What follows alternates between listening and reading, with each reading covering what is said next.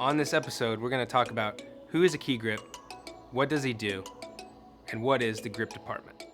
On a film production, there are grip and lighting departments. Within the grip department, there is a first company unit and a rigging unit. The first company's job is to be on set with the main unit, which is first company, where the actors and the director and the producers are. The rigging unit will either go before or after the first company unit to either set up lights or de-rig them. So whether you're first company or rigging, there's a few job positions on set that you can do. 1, key grip. 2, best boy. 3, first company or rigging grip. The key grip's job is to work with the DP to develop and execute the lighting setup and camera movement plans that they've set forth. He also supervises the entire grip department.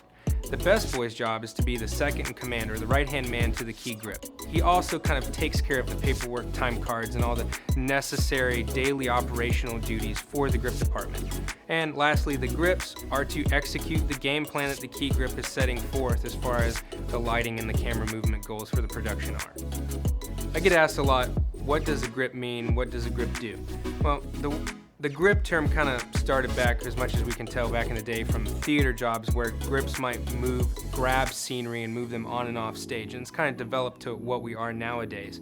But in essence, the grip department shapes the light, so the electricians will operate the lamps and light the set. We shape it either by, blacking out a room, or knocking the intensity of the lights down, or doing rigging that support the the hanging or operation of the lights.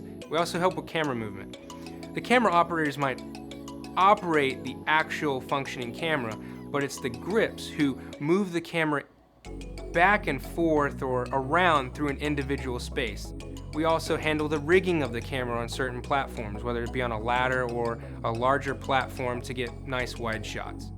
A few of the skills that someone might need in order to work in the grip department are communication skills, common sense, the ability to work under pressure, technical knowledge of the equipment, and creative problem solving. So if you liked putting Legos together as a kid, you'd probably be really good at the grip department.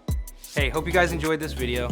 Stay tuned for more episodes from me where I'm going to talk about C-stands, how to operate them, the gear that you would need in the grip department, and just equipment terms and jargon that we use while on set.